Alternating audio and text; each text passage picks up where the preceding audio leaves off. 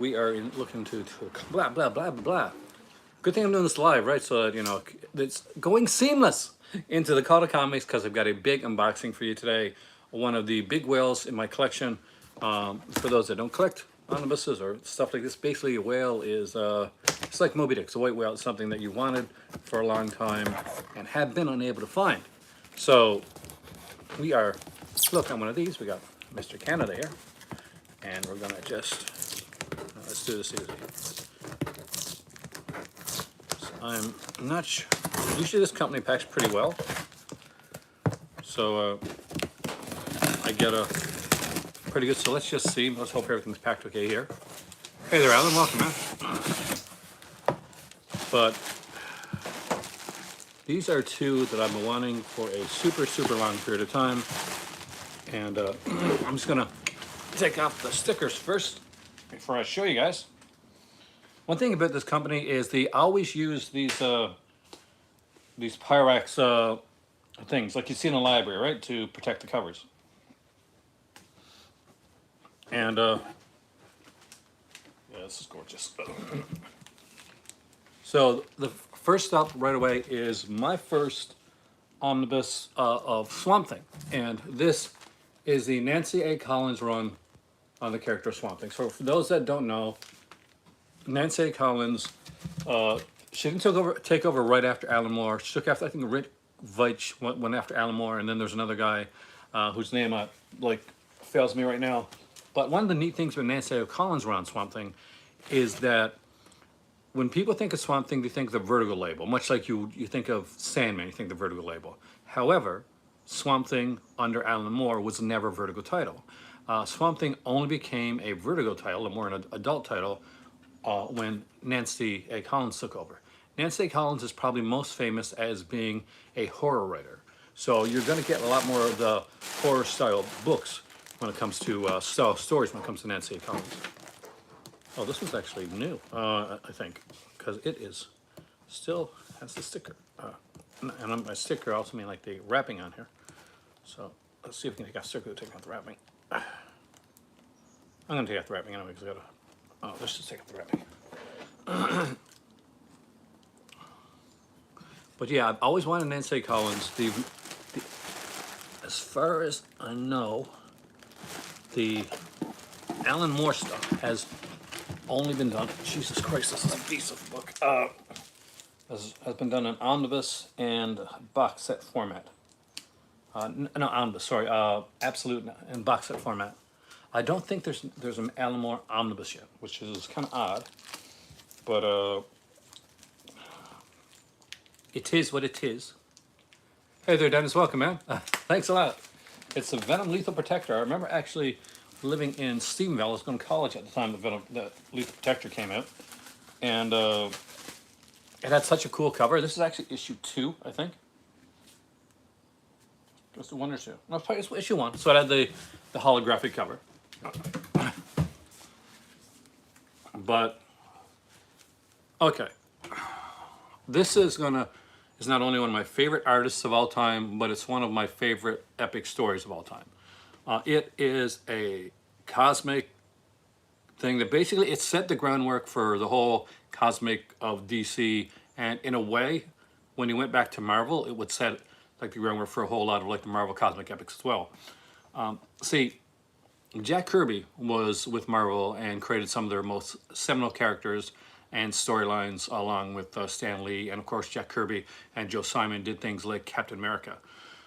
When he went over to DC, they told him he had to take one already established title, and he wanted to pick something that basically he could just kind of play with, and it wouldn't like interfere with anybody else's like continuity.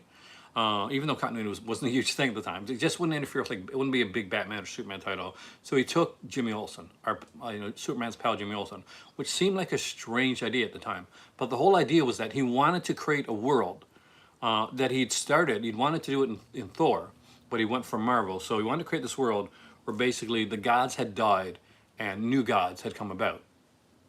And he did this in DC, and this might be the biggest omnibus that I've gotten in my collection so far. I think it is, actually. This is, hey there, PlayStation. Jack Kirby's Fourth World. You can see Big Barda on there. And on the back, we've got Darkseid, who premieres actually in an issue of Superman's pal Jimmy Olsen. This one has on it, and I'll tell you what's on the other one as well in a second. It doesn't say on the outside. I don't think it does. So we're going to do like the little spine opening of this one here. This is a big one. This is, when they say this is Kirby's masterpiece, they're not joking. This really is Kirby's masterpiece. I'm expecting a Mark Evanier intro because, you know, he worked with Kirby a lot. I can already see some pencil work from Kirby, which is utterly gorgeous. If you're going to collect stuff like this, if you are like big on the artwork, you want a neat little thing while I'm doing this. So Kirby created a character in this New God series that was kind of a shyster, kind of a bit of a huckster. Kirby is actually this. His better work, some of his better work is done without Stan. That's the Fourth World work. Darkseid would not exist if it was not for Kirby. We wouldn't have Orion or Metron or, you know, or the Chair. Or Mr. Miracle, Granny Goodness. All these characters. If you watch the Zack Snyder like Justice League films, where, you know, whether you like him or not, Steppenwolf, like Darkseid, they all come from Kirby. So even Snyder, who I don't always agree with, like tonally on films, like literally said, you know, okay, if I'm going to do Justice League, I want to use the best villains. I want to use the best baddies. And he chose to use, Jesus, this is gorgeous. Choose Kirby's.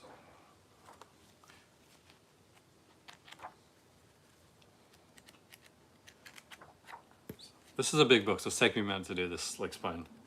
I always do this though, by the way, guys. Whenever you get a new book, you got to come in. Something in the Curse double feature. That's cool, man. Good old Wes Craven, right? Rest in peace, man. They just finished the new Scream movie, by the way, the Scream 6. Artwork here is fantastic. One of the things that kind of peeved me, and I remember hearing about this, oh, Big Bird looking cool, is that they had like a house style for drawing Superman at the time. So Kirby has a very unique style in his art. So they would come in after he did the artwork and they would redraw Superman's face. So only in like the pencil work in the back of this book do you actually get to see the way Kirby actually drew Superman. He gave it kind of a Curt Swan style. Like not Kirby, but like that's what they did when they redrew it. Definitely more of a Curt Swanish style. Batman Reptilian. I'm so nervous about DC right now, by the way, guys. Like, to be bluntly honest with you guys, because, you know, they've made so many mistakes. Well, not them, Warner Discovery. So they own DC Comics right now. So we got here. Let's just see. Yeah, we got an introduction by Mark Evanier, one by Walter Simonson as well, the guy that covers the architect behind like the greatest era of Thor. And there's Walter Simonson, Jason Aaron, and it goes like that anyway.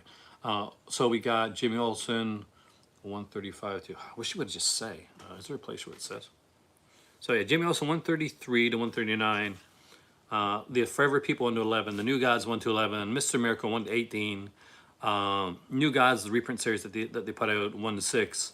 And the DC graphic novel to kind of finish off that storyline, but yet to keep characters open, called the Hunger Dogs, which was actually done like years later. So yeah, we got a nice opening here. Okay, I want to show you guys the inside of this because I've seen the cover in a few different videos, and I want to take off the sleeve and show you guys. So first, here's the spine. This is Orion, by the way, which you'll get to see in a second. I'm going to do this. So this is the gorgeous spine for the Jack Kirby omnibus. I don't even know if you can hear me now because I'm behind this.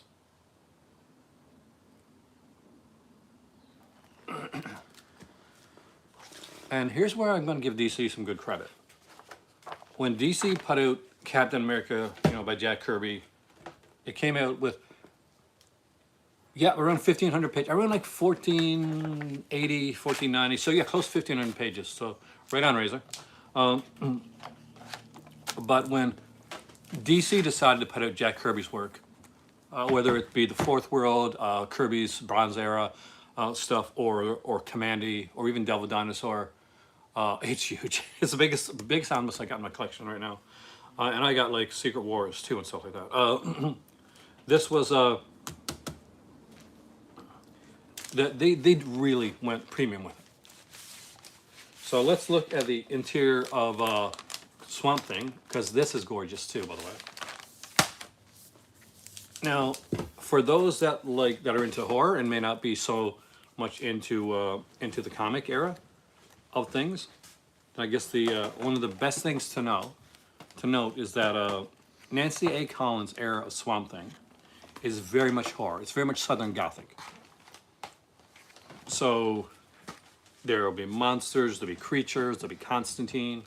John Constantine will pop up, of course. I think this was around the time, like canonically, that Lucifer went to Earth. Lucifer Morningstar, if you ever read the comic book or watched the TV series too. There's a TV series, really good TV series, by the way. Tom Ellis was excellent in that, even though he looked nothing like the characters in the comic book. He just superseded that. Sometimes that works, right? Like you get a guy, he looks nothing like the comic book, and like, oh man, this totally feels like the character. And this other time, Keanu Reeves is Constantine. It just doesn't work. Like, Constantine's a fun movie. It just, if you read any of the comics at all, you're like, oh my god, this is nothing like what I'm used to. But Nancy A. Collins does a very dark take on Swamp Thing, and she had to fight for this book. It was shocking that she didn't do Constantine afterwards, because she did do such a good job. And you can tell they primed this to be like a premium omnibus book. Just look at the print work here for Swamp Thing, and look at this. Look at this art. Like, this looks like a Vertigo style book. Roger Stern's a really good one. Thank you, before.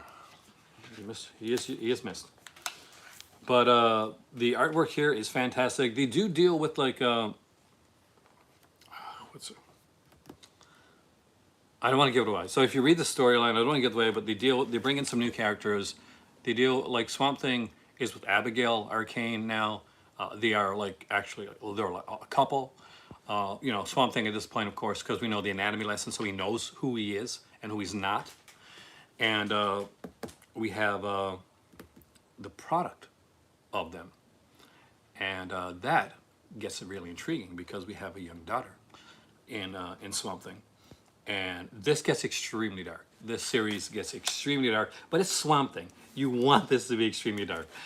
Scott Eaton does a lot of work on here. When Nancy A. Collins was writing Swamp Thing, although she was a fan of what Alan Moore had done, stuff like that, she was a huge fan of the original kind of Bernie Wrightson, Len Wein kind of era of Swamp Thing. So basically, she wanted to bring it back to the horror aspect of the character and to unnerve you. And she does manage to do that. She does do an unnerving, insanely cool version of Swamp Thing that I cannot wait to dive into, because I have not read this entire run, to be bluntly honest with you. I've read a lot of it, but I haven't read all of it, so it'd be nice to read the run like through all together, because at the time that I was getting these, it was back when I was younger, and just finding them, basically, was not always the easiest thing. The Swamp Thing wasn't the comic that you saw at every newsstand. Early Saga Swamp Thing stuff, yeah, definitely, but like by the time Swamp Thing had come up, by this point, it was harder to get. It had a Vertigo label on it, and some stores didn't carry some Vertigo titles, because they were more adult titles. Anyway, that's my unboxing for today. My name is Aaron. This has been the Call to Comics. I want to thank you so much for coming in. If you hit that like button, then I truly appreciate it. And like, share, subscribe. Let me know in the comment section down below what your favorite omnibus buys that you got in your collection are. I know, and what your biggest ones are. I know we heard Razor say that his biggest one is Roger Stern's Spider-Man, which automatically means Razor chooses quality books, because Roger Stern's Spider-Man is one of the best damn runs on Spider-Man you're ever going to see. It's as good as One More Day is bad. So I am Aaron. Thanks for watching. I'll see you again here next time on the Call to Comics. Have a wonderful day, and get an omnibus, read an omnibus, and enjoy it. Have fun.